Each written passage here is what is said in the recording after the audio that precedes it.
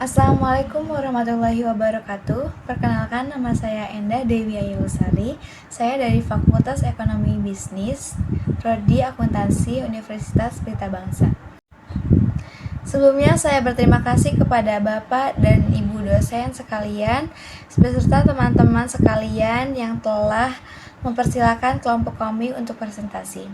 Saya di sini sebagai moderator dari kelompok 7 manajemen.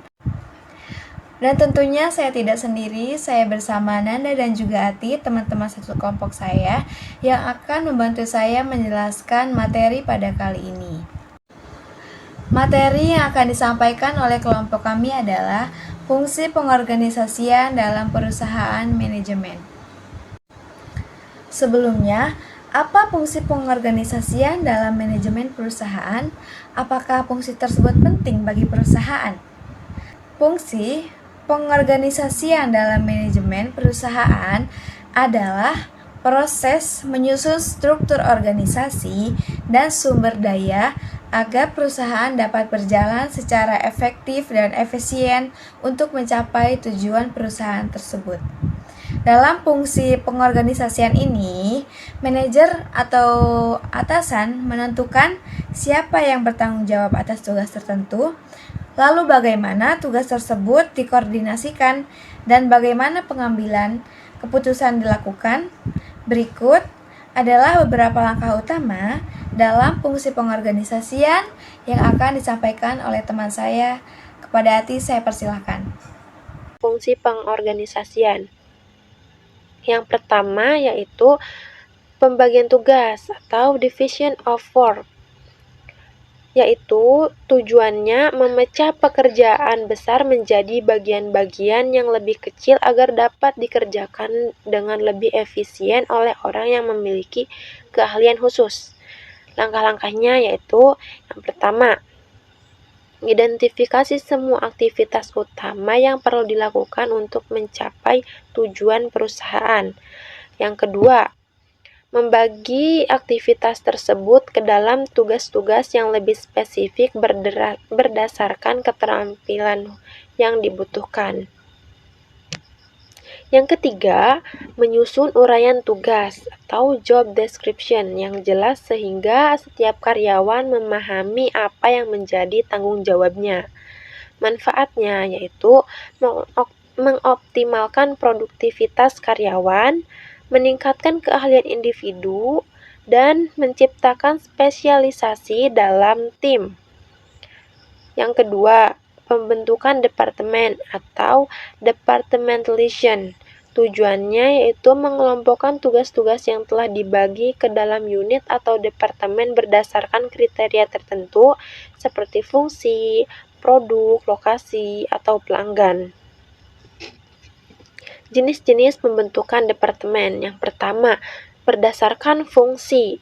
Membagi perusahaan ke dalam fungsi dasar seperti pemasaran, keuangan, produksi, dan sumber daya manusia. Contohnya, Departemen Pemasaran bertanggung jawab atas semua kegiatan pemasaran. Yang kedua, berdasarkan produk. Mengelompokkan karyawan yang menangani produk tertentu ke dalam satu departemen. Contohnya, Departemen Produk A dan Departemen Produk B masing-masing dalam tim khusus. Yang ketiga, berdasarkan wilayah. Berguna bagi perusahaan yang beroperasi di berbagai wilayah geografis. Contohnya, Departemen Regional Asia, Eropa, dan Amerika. Yang keempat, berdasarkan pelanggan, yaitu fokus pada kelompok pelanggan tertentu seperti bisnis korporat dan bisnis retail.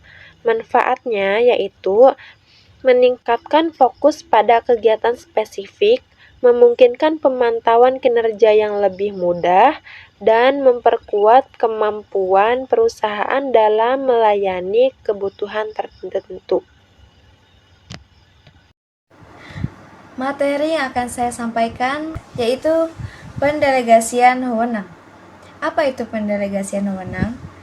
Pendelegasian wewenang adalah proses pelimpahan wewenang atau tugas atau tanggung jawab kepada bawahan yang yang dianggap mampu melaksanakannya.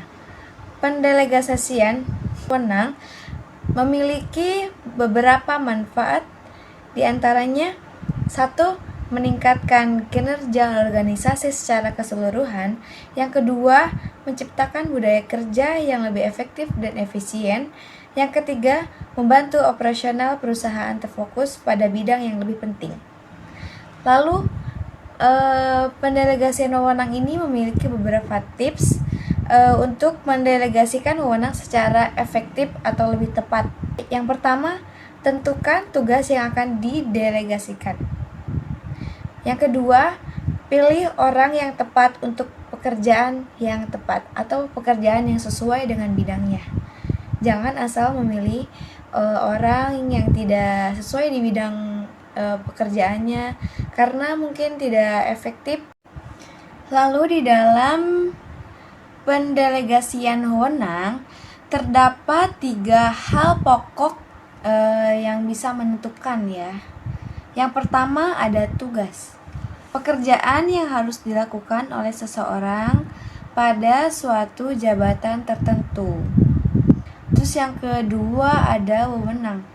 Hak atau kekuasaan untuk memutuskan segala sesuatu keputusan yang berhubungan dengan fungsinya. Biasanya yang memiliki wewenang ini adalah yang memiliki jabatan di atas yang rata-rata kayak misalkan manajer dan juga mungkin CEO.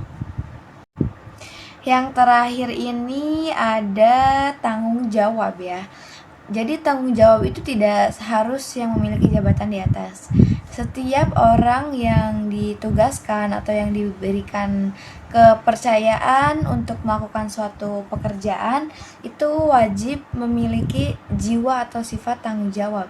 Karena jika kita tidak memiliki jiwa atau rasa tanggung jawab, maka suatu pekerjaan yang kita lakukan tidak akan kita merasa puas atau cukup gitu, atau kita merasa semena-mena karena kita tidak memiliki tanggung jawab dan itu cuma pekerjaan, kita menganggap seperti itu.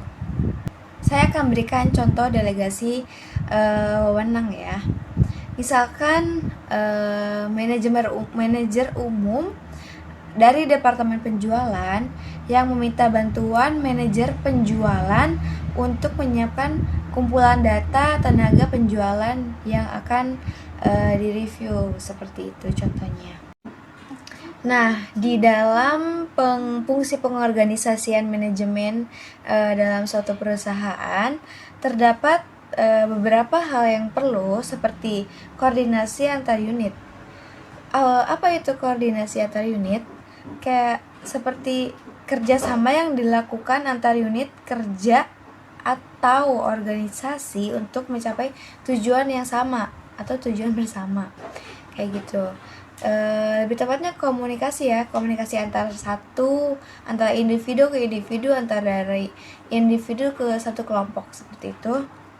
Terus fungsinya koordinasi itu memberikan banyak manfaat seperti menghindari tumpang tindih tugas dan tanggung jawab, terus meningkatkan efisien kerja, terus mendukung pengambilan keputusan yang tepat, lalu meningkatkan kinerja dan kemampuan dalam memberikan pelayanan kepada masyarakat, kepada orang-orang yang sekitar, kayak gitu. Terus gimana sih cara untuk melakukan koordinasi yang baik? Seperti mengetahui kayak sebagian besar gambarannya, terus menciptakan peran yang jelas, kayak kejelasan dalam suatu perintah, kayak gitu. Terus mendengarkan pendapat antara satu orang dengan orang yang lain, seperti itu. Menciptakan kedamaian antara individu dan individu, seperti itu. Terima kasih dari saya, materinya cukup sekian. Lanjut kepada materi selanjutnya yang akan disampaikan oleh Saudari Nanda. Kepada Saudari Nanda, saya persilakan. Selanjutnya adalah penetapan hierarki. Penerapan hierarki mempunyai 3 elemen. Yang pertama adalah garis komando. Garis komando ini adalah garis yang menghubungkan atasan dengan bawahan, mulai dari pimpinan tertinggi hingga karyawan dengan jabatan terendah. Nah, yang kedua adalah level manajemen. Level manajemen ini adalah pembagian kekuasaan dalam lingkup manajer. Tingkatan ini dibagi menjadi 3, yaitu manajemen puncak, menengah, dan lini pertama. Yang pertama ada manajemen puncak atau top manajemen. Tingkatan ini masuk ke dalam dudukan paling tertinggi sehingga mengawasi semua manajer yang ada di bawahnya. Adapun tugas dan fungsi dari manajemen puncak adalah sebagai berikut. Yang pertama, menetapkan tujuan dari organisasi tersebut dengan target waktu tertentu. Adapun tugas dan fungsi dari manajemen puncak adalah sebagai berikut. Yang pertama adalah menetapkan tujuan dari organisasi tersebut dengan target waktu tertentu, baik itu jangka waktu singkat ataupun tujuan jangka panjang. Yang kedua, mencari citra dari organisasi untuk berhubungan dengan para konsumen, media, sampai dengan investor terkait. Selanjutnya, membuat kebijakan serta rencana untuk tujuan kelompok atau perusahaan. Perencanaan ini harus dibuat sebaik mungkin mengikuti visi dan misi yang ada.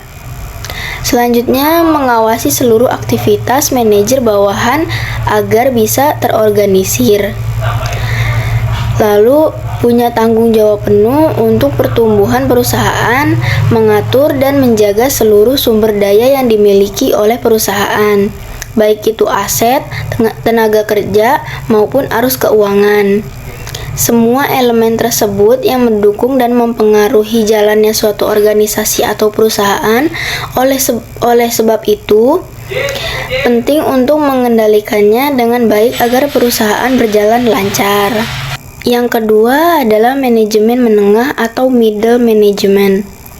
Middle management ini bertanggung jawab kepada top manajemen karena posisinya ditunjuk langsung oleh puncak manajemen.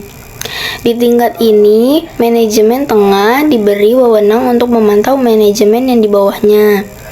Ada beberapa tanggung jawab yang diperlukan dalam menjabat di posisi ini, antara lain sebagai berikut. Yang pertama, memastikan seluruh kegiatan dari tiap departemen yang diserahi tanggung jawab untuk membuat perusahaan berjalan dengan baik dan mencapai tujuan bersama. Selanjutnya, menjadi penghubung antara top manajemen dengan manajemen di bawahnya agar dapat melaksanakan perencanaan yang sudah ditetapkan dengan baik. Selain itu, penting juga untuk menjaga kinerja dan tenaga kerja agar tetap produktif. Hal ini dilakukan dengan meningkatkan motivasi pekerja dengan berbagai strategi yang dioptimalkan. Merealisasikan kebijakan yang dibuat oleh top manajemen, melakukan seleksi, pemilihan rekrutmen, merealisasikan kebijakan yang dibuat oleh top manajemen, melakukan revisi, pemilihan rekrutmen, sampai dengan penempatan karyawan sesuai dengan bidangnya secara tepat. Mengawasi dan memantau langsung pelaksanaan pekerjaan. Membangun kerjasama dan suasana yang kondusif di setiap departemen guna menjaga kebersinambungan yang baik. Yang ketiga adalah manajemen lini pertama atau first line management. Pada tingkat ini memiliki kekuasaan yang paling rendah jika dibandingkan dengan manajemen lainnya. Tanggung jawabnya adalah menjaga kinerja dari seluruh tim di bidang operasional. Beberapa tugas lain yang dimiliki oleh first line management diantaranya adalah sebagai berikut. Yang pertama, menjadi pendengar dari berbagai masalah yang dialami seluruh pekerja di bidang operasional. Selanjutnya, melaporkan kritik dan saran tersebut ke manajemen menengah. Ciptakan suasana kerja yang harmonis dan nyaman. Melengkapi berbagai fasilitas pendukung untuk operasional kerja. Membantu manajemen tingkat menengah melakukan seleksi calon tenaga kerja. Selalu meningkatkan kualitas dan kuantitas produksi yang baik di perusahaan. Lalu bertanggung jawab dalam menjaga attitude yang baik dari tenaga kerja di perusahaan. Elemen yang ketiga adalah hubungan lini dan staf. Seorang manajer bertanggung jawab untuk menetapkan tujuan dan arahan yang harus dipenuhi oleh staf dan pekerja lainnya. Struktur organisasi lini staf berupaya untuk menawarkan fleksibilitas yang lebih besar dan kompleks tanpa melepaskan kewenangan manajerial. Adapun proses pengorganisasian melibatkan langkah-langkah berikut. Yang pertama adalah menetapkan dan klasifikasi kegiatan perusahaan. Yang kedua, mengkategorikan kegiatan ke dalam departemen yang dapat dikerjakan. Yang ketiga, pembagian wewenang dan tanggung jawab kepada para eksekutif departemen untuk mengelola tugas yang diberikan. Yang keempat, mengembangkan hubungan antara atasan dan bawahan dalam departemen atau unit. Yang terakhir, menyiapkan kebijakan untuk koordinasi yang tepat antara atasan dan bawahan dan membuat jalur pengawasan yang spesifik. Selanjutnya adalah penetapan sistem dan prosedur. Penetapan sistem dan prosedur ini memiliki 3 komponen, yaitu pertama, standar operasional prosedur atau SOP. SOP adalah langkah-langkah atau prosedur yang harus diikuti untuk menyelesaikan suatu pekerjaan. SOP ini bertujuan untuk memastikan bahwa pekerjaan dilakukan dengan konsisten, efisien, dan sesuai dengan standar yang telah ditetapkan.